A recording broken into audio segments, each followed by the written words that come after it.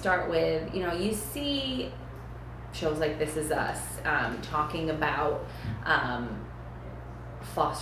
fostering these teenagers, and I'm sure the job. Do you take even children? You do children all the way up to teenagers. Yep. Probably, Yep. right? We do birth to 21. And what do you find sort of as kids move from the adolescent to the teen years? Does it make it more difficult to find foster families? Well, for our program specifically, which is therapeutic foster care, and I work primarily in Monroe County, we service mostly teenagers, and sometimes it is challenging. However, our foster parents go through a significant training process, and that helps them prepare for what they're going to see when they welcome a teenager into their home, because we do have a lot of teens that we service right now, and we do have a lot of foster parents being successful with those teenagers right now. So we like to keep the foster parents, up to date on their trainings and link them with as many resources as possible so that they're prepared for opening their home to a new teen or a new kid. And there's probably a lot of uncertainty when there's a new foster family that approaches Hillside and might be interested. What is that process like for them? So when they approach us, they get connected with our home finding team, and then our home finding team kind of walks them through, what it's like to be a foster parent, and they start the training process, and there's background investigations, and there's a process that they go through with our home finding team before they're certified as therapeutic foster parents.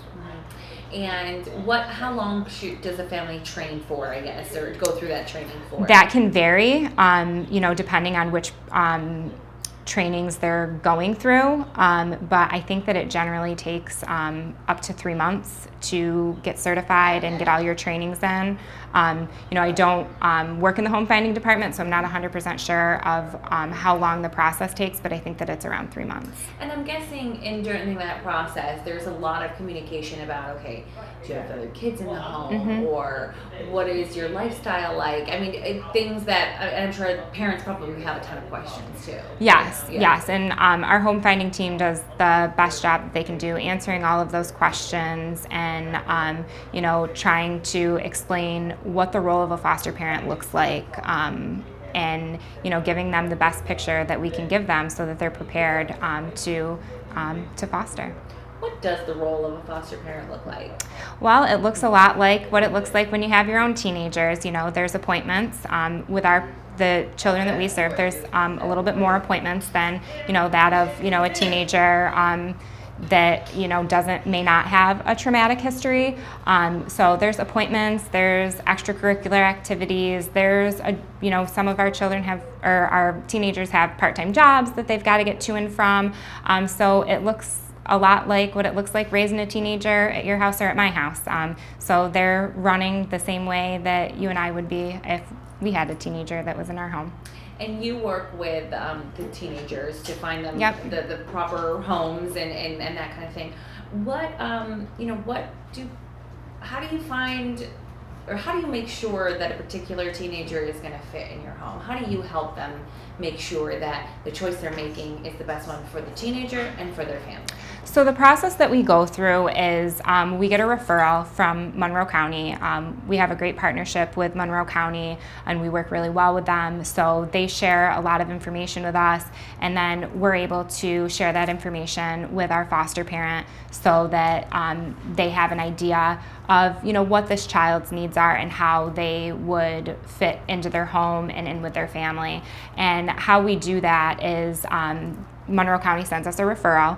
We have a staff member that will go out and meet with the youth and get a little bit more information about the youth, and then we start the match process, which is... Can I stop you for 1 second? Where do you go meet with them? Are these most of these being taken from the home, the teenagers?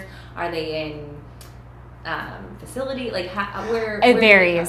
Sometimes they might be in a Monroe County foster home that we meet with them there. Sometimes they might be in a residential facility and we meet with them there. Sometimes they may be in their biological family's home and we meet with them there. So we go to them and we meet with them where they're at, and we determine if they're appropriate for our program, and And if they are, we start the match process where, we kind of determine if this particular child would work for a particular foster home. And then we start, setting up those meet and greets, giving the child and the foster family the opportunity to meet each other, maybe spend a weekend together.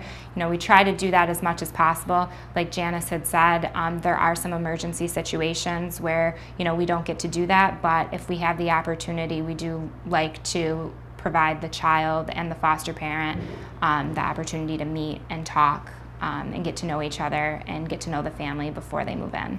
Do most foster parents start at a county and then make their way to Hillside after they have some experience? Because is it more of a responsibility, I'm assuming, to take on a child who may have more needs than not? I don't know. I'm just, Yeah, some of our foster homes have started as Monroe County foster homes. Some of our foster homes have started serving other areas of fostering, like Janice mentioned, non-secure and respite fostering. Some of them start in those places and wind up with us, and some of our foster parents start brand new and start in therapeutic foster care right off the bat. So it can vary. Do most, I'm assuming Janice is an exception. Do most foster families foster 100 kids in a decade? It depends on the family and how long they've been fostering. We do have some foster parents who have fostered several youth. And we have some foster families who are newer that haven't fostered that many youth. So it really varies with, your experience, what you're willing to do, if you have the resources, access to the resources to be able to provide.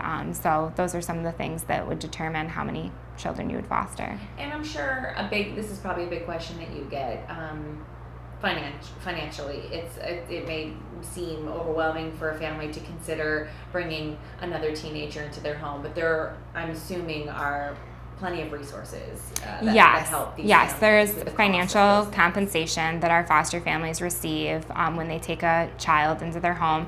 They do not get any additional food stamps or resources of that nature, but they do get compensated for the work that they do with the kids, because it is a lot and it can be financially burdensome if they don't receive any financial support. So they do get some financial support. So if you foster through the county, is that when you're eligible for food stamps and things like that? And then, but you're like a I'm not sure yeah. if the county's foster homes are eligible for food stamps. I know that ours are not. They're not. So, but they get stipends and things like that. Yes. At the time. Yep.